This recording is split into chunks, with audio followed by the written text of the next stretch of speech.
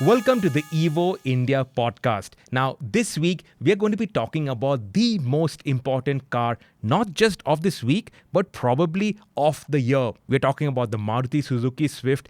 And just to give you an idea of just how important it is, now, Maruti Suzuki, as we all know, is the largest selling manufacturer, over 50% market share. Last year, financial year 23-24, the top three cars in India, the three high-selling cars, was the WagonR, the Dzire, and the Swift. So the Swift platform, which has obviously spawned the Dzire, which is the booted Swift, has done over 4 lakh in terms of sales. That's ridiculous. 4 lakh in terms of sales. So that would probably the bottom 5 in the top 10 list all put together would not do as much as the Swift platform cars do. Yeah. So that tells you how important the Swift is for Maruti Suzuki and how crucial it is for the Indian car market. Also, how very well accepted it has been. It has been 19 years since the Swift was launched, 3 generations. This is the 4th generation. And we obviously have a big video playing out on the Evo channel. We've done a Gone But Not Forgotten special with all the versions of the Swift. So do check that out. We'll talk about that for a bit in this podcast. But first, Aatish, you were there with me at the launch. Aatish was driving the manual for the most part. I was driving the AMT for the most part because I was stuck with the blue car because that fit with our video. So he got the manual. Obviously, the manual is nicer. We will talk about that also. But Aatish, let's start with our verdicts and opinions on the 2024 Swift. Let's first talk about what the biggest change to the Swift is. It's the engine. Gone is the 4-cylinder, in comes a new 3-cylinder, and the platform pretty much remains the same. It's the same old hardtech platform. They call it the 5th gen hardtech platform. But Okay, so it's the 4th gen Swift. Correct. But it's the 5th gen hardtech platform. Which debuted on the 3rd gen Swift. Which debuted on the 3rd gen Swift. Yes. Okay, but just to break it down for you, this is the same platform as the earlier generation Correct. Swift. Same platform. The only real difference is a slight tweak to the rear suspension to make it a little more comfortable. Weight has gone up. Weight has gone up, and there's a number of reasons for that. It now gets 6 airbags as standard. It gets proper seat belts. How heavy are seat belts? Yeah, it shouldn't be that heavy, but you also get 15-inch wheels and tires. Okay, so that is heavier. Yes. And you also get that revised rear suspension, which adds a little bit of weight. So net, you get a 25 kilo penalty or addition over the older Swift. And Maruti Suzuki haven't told us if there has been any change to the platform in terms of the crash safety, because the earlier generation, we know it went to the G NCAP crash ratings. Not impressive in terms of the crash ratings. But this generation Swift did do the Japan NCAP crash test and it got 4 stars. So we still are hoping that the Indian Swift that we are going to be buying should get at least 4 stars. Yeah. So that hope is there. But Maruti haven't said if there have been an increase in the high strength steel materials or even if torsional rigidity of the platform has increased. I did ask that question to Sandeep Raina, who was the R&D head at the launch. And he said that there's been no change to the torsional rigidity. My impression is if they had made any changes, they would have shouted about it. Because I think that's the biggest point on which the Swift receives a lot of flack. True. So if they had made changes, they'd want to talk about it. True. So it's unchanged. So platform unchanged. Yes. Engine new. Yes. So this new 3-cylinder engine, the main cause for the change of the engine is what they said is it's because it can accept hybridization.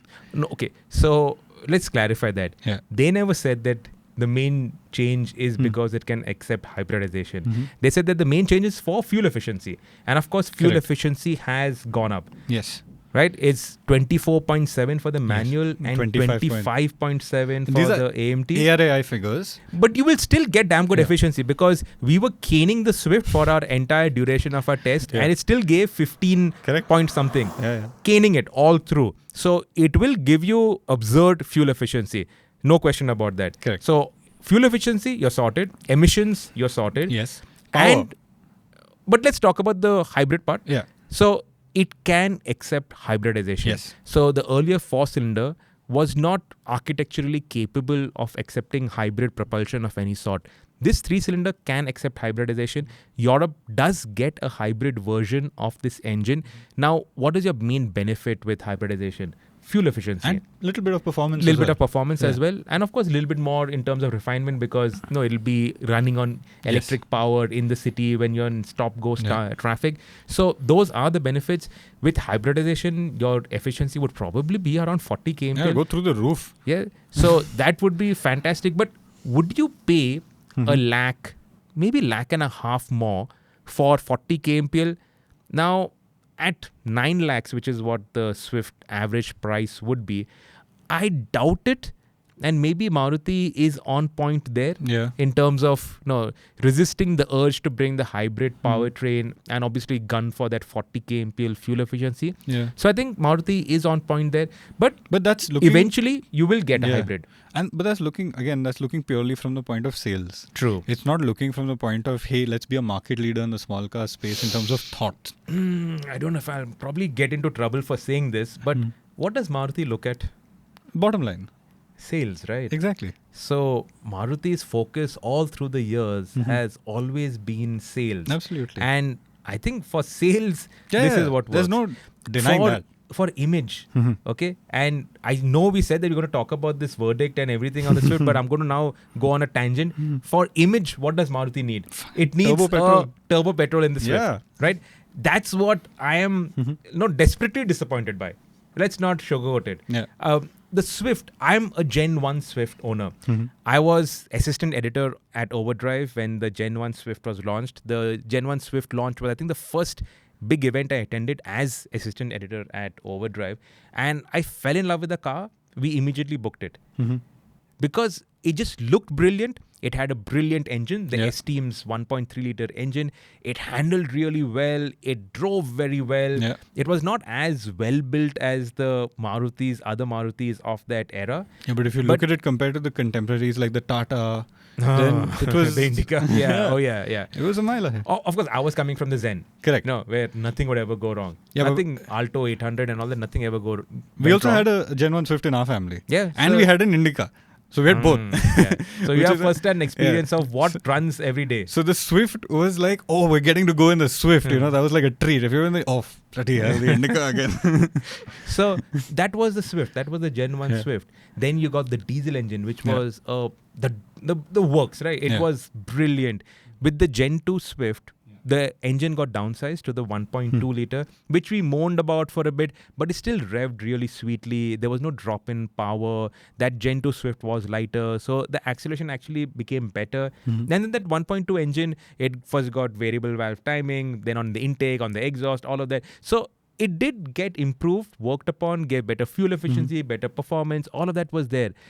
Now, this generation Swift, does it move the game on for the segment? I think that is the biggest question. The Swift was always a game changer. It was always a car that you look forward to. Right? I was looking forward to the launch. I didn't go to Delhi for the launch, but I was tuned into the live stream and I was looking like, now what? They'll talk something about performance, nothing. They didn't talk about performance. They didn't talk about power. It was a brand new engine, the introduction of a brand new engine, and they did not give the power and torque figures. I had to do some digging up and I found a brochure of the Swift, and that's when we saw that the power from 89 has gone down to 80.5 bhp, which is downsizing taken to another level. Torque has gone down, the weight has gone up. Now Maruti claims that the performance has improved, but we tested it and it has not improved. So we got 14.7 seconds in the manual, 17.1 seconds in the AMT, compared to 12 something on the earlier generation Swift. So even say assume we were testing it on Bangalore roads, which are unfamiliar. So maybe it was not fully flat, slightly uphill. 1 second you'll shave off it. Okay, I'm not a shit driver, so I'm reasonably okay. So 1 second you'll shave off it. That's 13.7 seconds. That's 1 second slower than the earlier Swift to 100 kmph. So the Swift is in its name, man. Yeah. And it's now mildly Swift. And you pulled out these figures of the first gen Swift. Yes. And that it did 0 to 100 in 12.9. 12.9 seconds. So it's 19 slower. years ago, the Swift did 12.9 seconds. So it's effectively slower than a 19-year-old Swift. Yep, it is. It is. And that's a pity because, you have to balance it with the chassis side of things. And the chassis is brilliant. It's a nice chassis. It's a chassis that's nimble. It likes to handle. It does all of those fun things that you'd expect a Swift chassis to do. But then you just don't have the engine to complement it. True. So the Swift has always had this wheels at 4 corner stance. When you drive it enthusiastically, it pivots around its center. Yeah, so it's got that inbuilt agility that hard as anybody might try, it's impossible to remove that inherent sportiness in the Swift platform. Even in the transition to the hardtech, all of that inherent sportiness of the Swift has always remained. And that is still there with the new generation Swift. So you throw it around a bunch of corners and you can have a lot of fun at sensible speeds. Yeah. It's not like there's a lot of grip, so you have to drive it at 1,000,000 miles an hour Correct. to push it to the limits. Obviously, the tires are compared to its capability, and even visually, these are VD tires. These are fuel efficiency tires. Yeah. These are Bridgestone Ecopia tires, and Eco is in the name, so these are fuel efficiency tires. Yeah. When I bought my Swift, the first thing that we did was Change the swap it to tires. 15-inch wheels with big fat Apollo Accelerator tires, and those times the Apollo Accelerator were benchmark tires. So immediately the suspension started to rattle because it couldn't take the weight of those tires. But the improvement in handling, improvement in visual appeal was so much that I didn't care. Yeah. Even now, this 4th Gen Swift will do massively by an upgrade to 16-inch tires and Right. little wider tires. It'll make it look really nice. And speaking about the way it looks, so Aatish in his story, Yeah. he wrote something that really struck a chord where Aatish was following me. I was in the blue Swift, and after a while, I was probably ahead. And there was another blue Swift. No, it was a that red. You were in the manual at that I point. was in the manual. Yeah. And then Because the red is not too different, the color. Yeah. The blue color is quite a drastic change. The red color is not too different. So you want to take the story forward? So I was obviously tailing him. He was driving ahead. I was following him. And I must have been talking to Rohit in the car or whatever. And I looked back at the road and I kept following this red Swift. And then after 5 minutes, Rohit was like, bro, what are you doing? This is not Sirish. Who are you following? Sirish has reached there. And I was like, oh shit, yeah. This is not the new Swift. It's the old Swift. But from the back, they look so similar. The taillights are slightly canted at a different angle. The bumper shape is slightly different, but it's a minute change. Yeah, so it looks like a Swift, Yeah. which is a good thing, but it looks too much like a Swift also, which Yeah. probably is not such a good thing. They could have, if for a generational change, maybe the boundaries. This looks like a facelift to Yeah, me, especially since the wheelbase has remained unchanged. So even a lot those of those soft dimensions lines are the and- same, right? yeah. So, okay, the rear door handle has moved back onto the door and it's not on the C-pillar. And I think the most distinct element is the clamshell bonnet. From the front, it does look a little different because you get that arc on the top of the hood. Okay, so a lot of comments on the panel gap over there. Yeah. Is it justified? Justified or no, I don't know. But in the flesh, it looks better than it does in pictures, for sure. Like, I'm looking at the pictures that we shot, and I'm like, ugh, it looks a little weird here. But in the flesh, it didn't look so bad, So I think when you see the car in person, you'll realize, okay, this isn't so badly done. So what's your favorite feature on the Swift? I think it has to be the way it handles, because it is nimble, it is positive steering, it puts a smile on your face. You find a winding side of roads, you just throw it in there and it will grip, it will go. And it's a little fun little thing. I don't know if it's weird saying this, Yeah.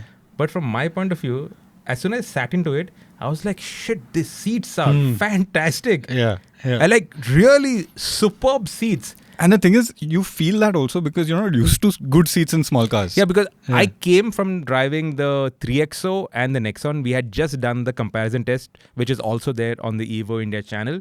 And I said that the 3XO seats weren't great, the Nexons were nicer. And then you sit in the Swift and you're like, wow, these They're seats fabric are- seats. I prefer fabric. An honest appeal to all manufacturers, they throw leatherette seats on their top end variants, thinking that's like a luxury feature. Leatherette is horrible in India. Yeah, it's too hot. 40, 44 degrees. Your bum is sweating, your back is sweating. And then the 3XO doesn't have ventilated seats Correct. either. That's when it's a problem. It's a real problem. So you either do leather or just do fabric. Yeah. Fabric looks nice, it feels nice, and And it's kinda in Indian temperature. Absolutely. And what I also like about the Swift is it holds you really well. You've got these little bolsters that come up on the side, even on the shoulders. So when you eventually do use my favorite feature, which is the handling, you can feel it. The seats do hug you tight and hold you in place. And I'm a thin guy. Usually seats are very wide for me, but I was pretty comfortable in the Swift. It's quite So snug. great seats. The second, the manual gearbox. Hmm. Sweet manual gearbox. And the engine also. Now, there is disappointment over the fact that it is less powerful. Yeah. But as far as 3-cylinder engines go, this is the most refined 3-cylinder engine in the country right now. All 3-cylinder engines have this irregular idle, and you can feel that it's a 3-cylinder. It's not as smooth as a 4-cylinder. For instance, the old K-series engines, even the Honda City engines, when they idle, you barely know that the engine is turning over. Sometimes you'll turn the car off thinking you have to turn it on. True. In this, they have managed to reduce and almost, not completely, but almost eliminate that irregular idle. Correct. So refinement, Japanese really know how to make very smooth engines. Suzuki knows how to make very silky smooth engines, and this is the most refined 3-cylinder. But it doesn't rev as hard or as high as the 4-cylinder, and it is more audible. It's not a horrible noise. It's never intrusive, but you can hear it. Whereas in the earlier engines, you barely heard it. You heard more about the road and the tire noise. This is something that Rohit and I were talking about also. Like, it's the kind of noise where you have to bump your volume 1 or 2 points up to hear your music better, or you just have to talk slightly. It's always there in the background. It's never like, oh shit, like that's all I can hear. But it's there in the background, and you're aware of it being there. Like, especially when you come from the old Swift to the new Swift. True. Because the old Swift was butter makhan smooth, and at mid revs also you could barely hear it. So when you pulled it out, you were cruising at 80 in 5th gear, you wouldn't hear the engine. Correct. You would hear wind noise and wind roar and tire noise and all of that noise was there, but engine you would never hear. Here you can still hear the engine a bit. But you also have a plus side, and that is your low down torque has improved. Correct. So you don't have to downshift as much. The engine pulls better at lower revs. So that's more in terms of usability in the city and tractability in the city, that has a definite plus and a definite edge over the earlier Swift. So net in terms of, because you get so much more in terms of fuel efficiency, I think overall it is an improvement.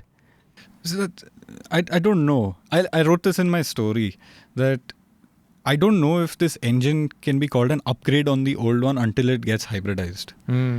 Because you're getting similar amounts of power, you're getting slightly better torque, you're getting better fuel efficiency by about 1.5 kmpl compared to the old one. But is it really that drastic an improvement? I'm not sure. Okay, so that's on the engine. Yeah. Now, we were talking about whether the Swift deserves the Swift tag. Yeah. And that's a more personal question. I think there's two ways to look at this. One is, does it put a smile on your face? That's what the Swift always did, right? And the second way of looking at it is, has it moved the bar ahead? Would you like to answer both those questions? Okay, I'll take the first one. Even though you go in with you start the drive in a bad mood because, what have they done to the Swift? They've reduced the power and all of that.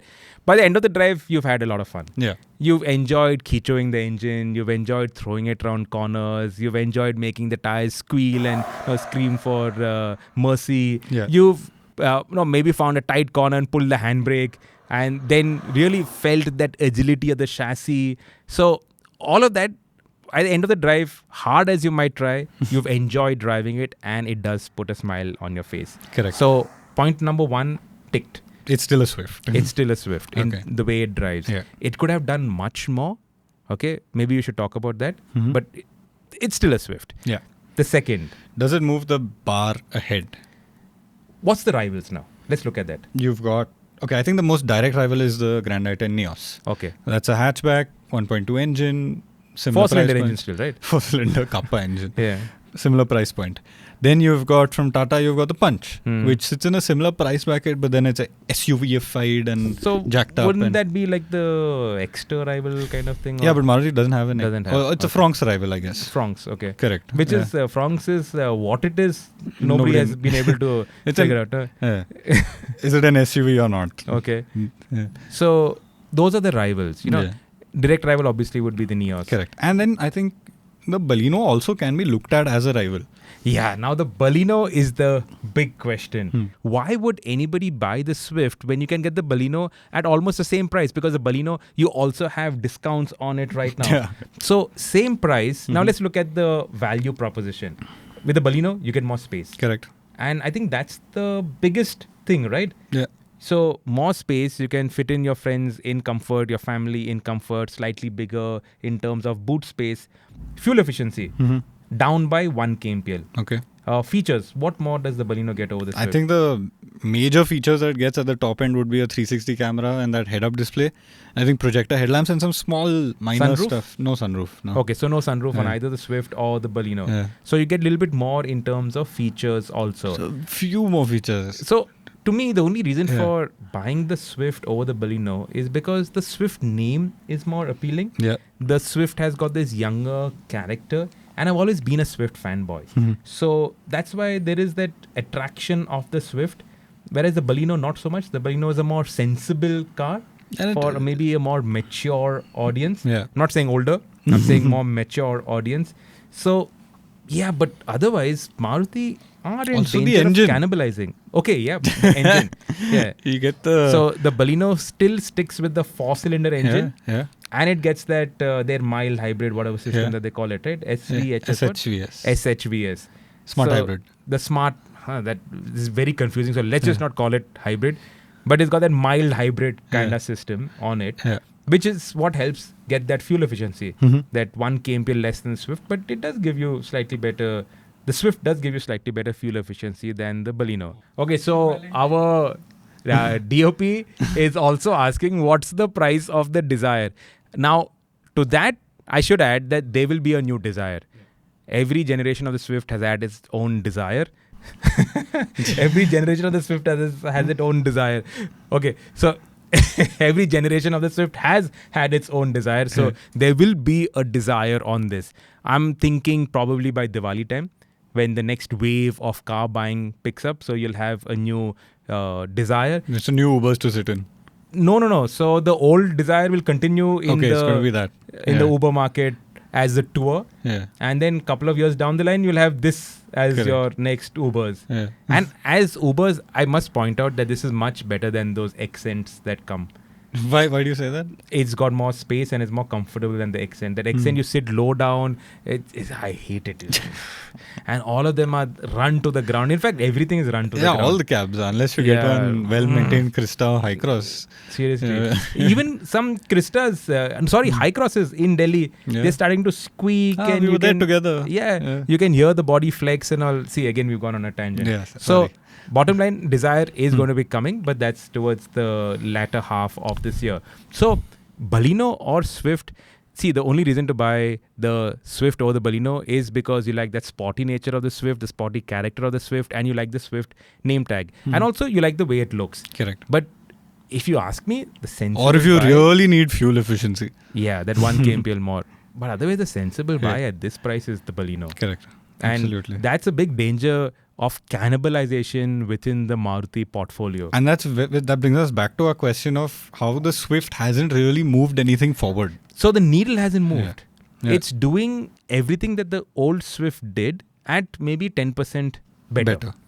You know, more in terms of features, you get that bigger infotainment screen. You get wireless charging. Yeah, but that's not like moving the game. A wireless charger is not going to make or break. No. Okay, wireless CarPlay, yes. So that is an improvement. And I'm not sure if that earlier one had it. It probably had it also. I'm not too sure. Yeah, I'm not sure. But it's not moved the needle. And the Swift has always moved the benchmarks. The game has moved on. Today, now the car which I'm excited about, I was excited about the Swift. This is not done it for me. But what I'm excited about is the Altroz Racer. Yeah. We saw that at the Auto Expo. We saw that at the Bharat Mobility Show. You know, and it's coming. It's coming. Yeah, it's not just a concept. It's coming. And it's coming now. It's coming like very, very soon. Yeah. Now that's got me excited. The i20 N-Line. Yeah. That's exciting. Okay, it's slightly too stiff for everyday use in the city. But I think for somebody who doesn't mind that, it's okay. Yeah, it's great. It feels nice and you tight see a lot of them on the road. Yeah. Especially because of all those red accenting on it. It looks you very see cool. a fair few on the road. And you don't get the turbo in the regular i20 anymore. So if you want a turbo, you're going N-line or nothing. Yeah, so you have exciting cars. The Swift was always that exciting car. And now I think it's just getting lost in the whole sea of... I mean, for bikes, we used to call them economizers. But here today fuel efficiency is not the be all and end all. I know 19 years ago when the Swift was launched, that time fuel efficiency was a very big deal. And the Swift wasn't all that efficient.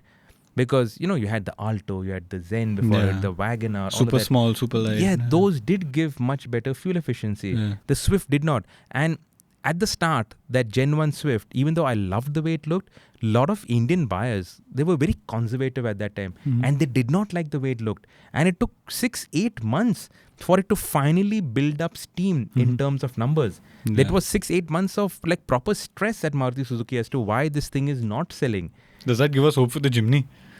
Hey, that's a good case study. We were talking about it in the office. But, I feel really sad that the Jimny is not selling. Okay, the pricing was a little ambitious. It is. But just revise the prices and let's get on with it. Forget the past. Just revise the prices.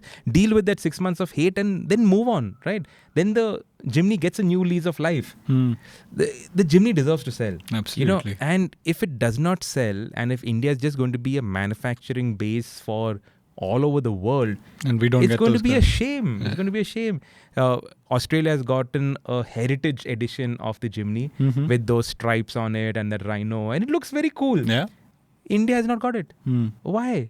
I mean, Because we're not buying the Swift. We're not Jimny. We're not buying the Jimny. So, come on. Anyway, that's a Jimny question. Coming back to our moving the goalposts, despite the fact that they haven't moved the goalposts, it's still going to do 15,000 a month. For sure. It will. See, Maruti Suzuki knows how to sell cars. Okay, after the Jimny, you could counter that statement. But Maruti Suzuki knows how to sell these cars. So this will definitely sell. Does it deserve to sell? Yes. Yeah. Because again, it does everything that's asked of it. Correct. But 99% of the buyers, great.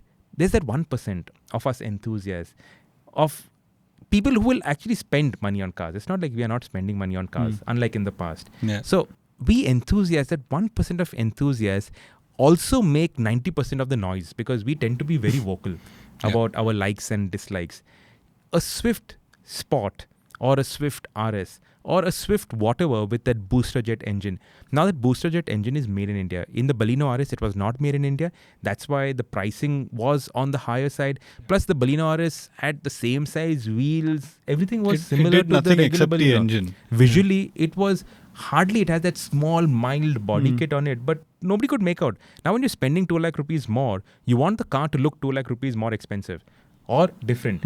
And that's what Volkswagen has done well, where the 1.5s have got the GT badge, and that's why they're managing to sell the 1.5s, whereas Skoda, their 1.5s and the 1 liters look the same, and that's why they're selling more 1 liters than 1.5s, because nobody sees the value in the 1.5. And so similarly, I think Swift, Hyundai's done it well with the N-Line also. Hyundai's done it very well with the N-Line. And they've not just done an engine and visual change, they've actually taken the time and effort to tune the exhaust, to tune the suspension, to tune the steering, to make it more enjoyable for a buyer like us. True. So the Swift needs that boosterjet engine. And not just the engine, but with that engine, it has to have 16-inch wheels. It has to have a little more purposeful body kit on it. Maybe do a little naughty exhaust, and the 3-cylinder will allow them to. Yeah, a slightly fruity exhaust. It deserves it. It can take it. You'll need to put disc brakes at the rear. Still no disc brakes at the rear. But yeah, you need to put disc brakes at the rear. And that's it. You're sorted. You have a car that people will love. You will bring that joy back into the showrooms. And that hero car effect is other cars selling. The rest of the base version selling. A hero car's job is not to sell 20,000 cars. A hero car's job is to draw people into showrooms, bring more credibility to the brand, bring that rub-off effect on the rest of the range. That's what a hero car does. And it's also to some degree investing in the future, because a 15-year-old today will say, oh bloody hell, that Swift looks cool. That's what I want when I grow up. You know? And 10 years down the line, when he can spend his own money or her own money, they'll go and buy a Swift. You know? So net Swift 2024, it ticks all the right boxes. For 99% of buyers, it will sell well. It deserves to sell well. But for 1% of us enthusiasts, Come on, let's Yeah. get that boosterjet engine into it. It's made in India now. So now what? Yeah, now just plonk it in. Yeah, but I don't know if Maruti Suzuki is going to listen to you after the Jimny. Yeah, that's the other problem. Well, first, after the Baleno RS, we kept screaming out putting that boosterjet engine into the Baleno RS. They brought it, didn't sell. Then we kept screaming, bring the Jimny. That's not selling. Yeah. So they're not listening to you this time. Well, third time's the charm. Maybe. Fingers crossed. So anyway, that's everything that we had to say about the Swift. If you have any questions, if you have any comments, let us know in the comment section below. Yeah. And also, what else do you want us to talk about in our next podcast? Let us know. And we will be back here in the hot seat. In fact, the next podcast is with Anand Kulkarni, who's the Chief Product Officer at Tata Motors Passenger Electric Mobility. I hope I got that right. TPEM, correct. So that's their electric arm. So Tata EV. Yeah. He's the brains behind it in terms of He's the engineering a and putting really it interesting together. guy to talk to because he actually knows so much of what's going on underneath these cars, and he can communicate what is going on. He simplifies it, and it's easy to understand. True, and Tata Motors is at the forefront of electric mobility in India. So who better to ask anything that we wanted to know about electric vehicles than Anand Kulkarni. So that's in our next podcast. And for this episode, thank you for watching. And Aatish, thank you for being in the studio. My pleasure, sharing always. your opinions and your thoughts. And we'll be back next week. See you guys.